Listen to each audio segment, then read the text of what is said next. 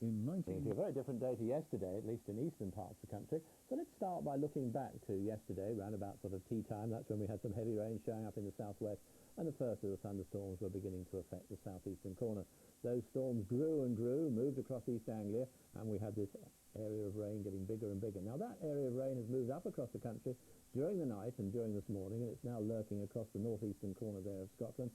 Those thunderstorms have moved out into the North Sea, and we're left with a fair amount of cloud and a scattering of showers. Now the reason why we had the change and why we had all those thunderstorms and the rain was it was this particular front there. It's a cold front, and as the name implies, it's introduced cooler weather. The winds have gone round from the south and into the west. And there's another weather system out on the Atlantic that's going to come rushing in during the course of tomorrow and Thursday, bringing, yes, surprise, surprise, another spell of wind and rain. Back to today's low. Here it is sitting to the north of Ireland.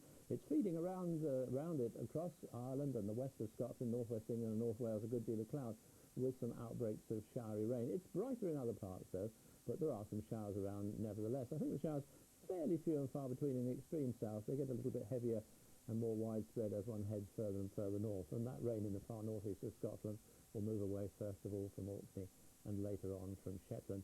Quite a windy afternoon too, and that'll make it feel cooler than of late, certainly along that western coast. Temperatures are down in the east too, so a fresher feel there, but it's still reasonably warm, up to 22 degrees.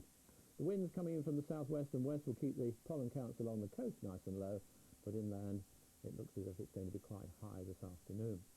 During this evening and tonight we continue to have that, as we call it, wraparound of cloud, producing some outbreaks of rain in northwestern areas, although it'll ease away northwards as time goes on, and then later on tonight cloud and rain beginning to head in towards southern Ireland.